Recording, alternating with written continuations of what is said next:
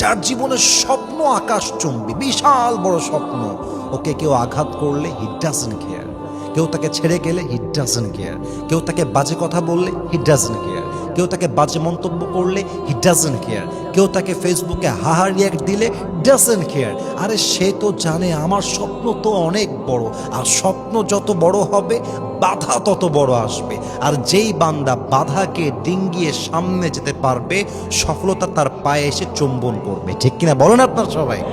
অতএব স্বপ্ন যদি বড় হয় আঘাত পাবেন বড়, স্বপ্ন যদি বড় হয় বেইমানি হবে বড়, স্বপ্ন যদি বড় হয় কষ্ট পাবেন বড়, স্বপ্ন যদি বেশি হয়, স্বপ্ন যদি বিশাল হয় বাধা হবে বিশাল বড়।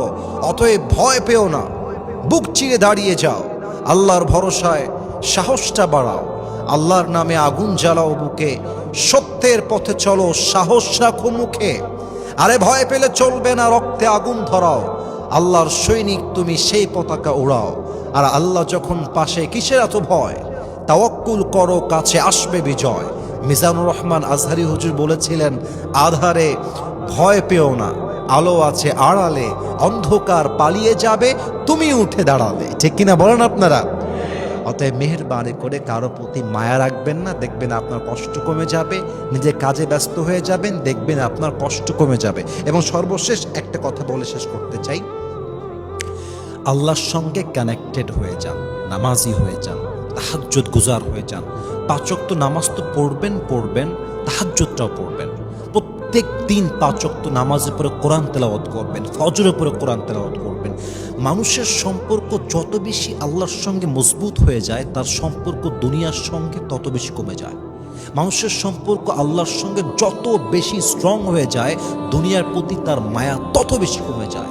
নবীর প্রতি যার ভালোবাসা বেশি বেড়ে যায়, তার হৃদয়ে মানুষের প্রতি এক্সপেকটেশনটা তত কমে যায়। আল্লাহর কাছে যে চলে যায়, দুনিয়ার মায়ার থেকে সে দূরে চলে যায়, তখন তার কাছে একটা জিনিসই মনে হয়, আল্লাহ খুশি সব ঠিকঠাক, আল্লাহ নারাজ সব নষ্ট, আল্লাহ আছে সব আছে, আল্লাহ নাই কিছু নাই।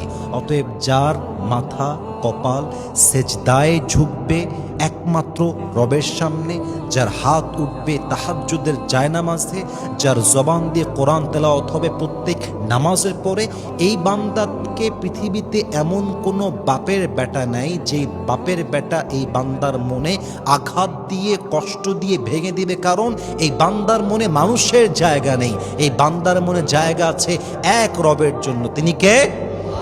আল্লাহর সঙ্গে সম্পর্ক মজবুত করেন, তাহাজ্জুদ গুজার হন, জিকির করেন, কোরআন তেলাওয়াত করেন, 5 ওয়াক্ত নামাজ অন টাইম তথা নির্ধারিত সময় পালন করবেন।